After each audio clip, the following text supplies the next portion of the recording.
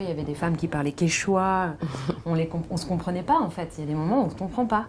Et on lance le ballon, et à partir de ce moment où on se lance le ballon, bon, laisse tomber, c'est un langage commun qui en tout cas, nous appartient, et on est super, super fiers d'avoir partagé ce ballon et d'avoir fait traverser ce ballon finalement de frontière en frontière. C'est une transmission qu'on a fait des 5 continents. C'était notre visa, quoi.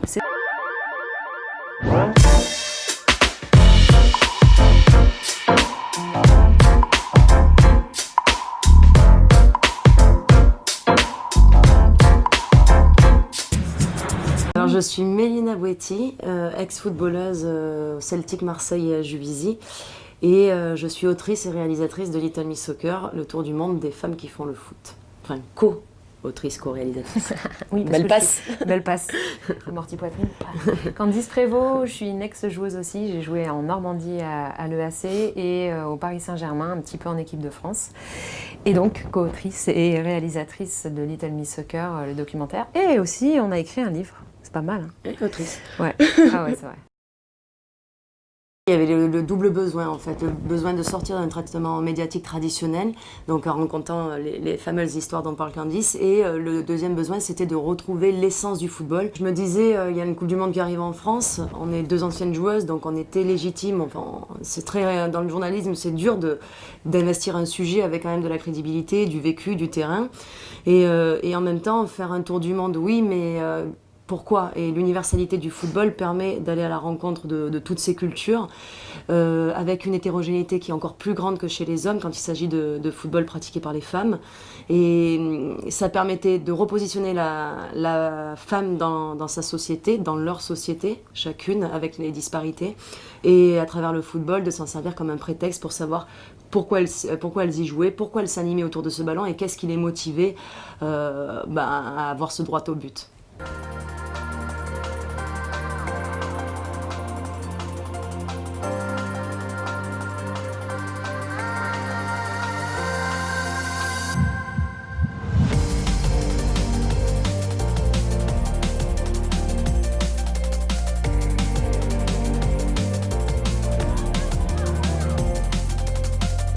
En fait, on avait envie de s'adresser à tout le monde.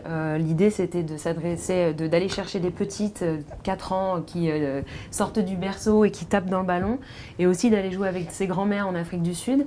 Donc déjà de balayer les âges, de balayer un petit peu les continents. Donc les 5 continents sont cochés.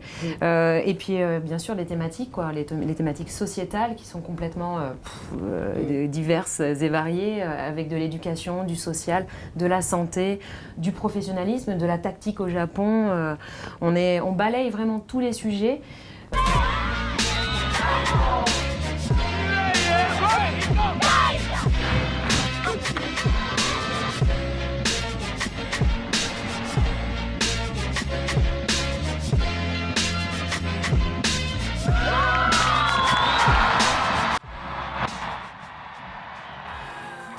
On a un cas qui est très très fort, qui est la Nouvelle-Zélande, où justement les filles qui sont le réservoir de l'élite de la sélection nationale, qui participent à un programme, et elles jouent contre des garçons, parce qu'en fait là-bas le sport est neuf, et donc elles ont à peu près le même niveau aussi que des garçons, et elles matchent contre eux. Et c'est génial parce que les uns participent au développement des autres, etc. etc. Et c'est génial.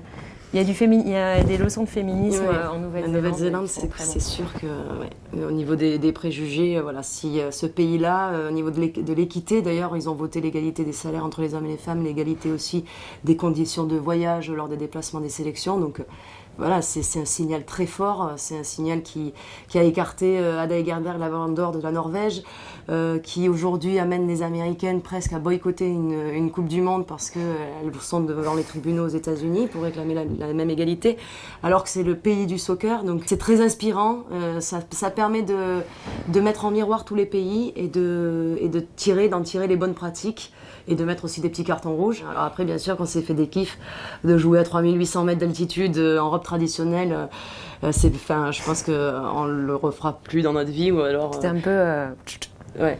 T'as La cour un peu d'oxygène. le souffle, le souffle coupé. Mais les meilleures séquences, enfin l'authenticité, on la retrouve sur le terrain, mais c'est vrai que ça fait tache d'huile et ça, dans la vie quotidienne, il y a des moments très forts qu'on a pu vivre qui viennent positionner justement la femme dans ce quotidien, dans sa société.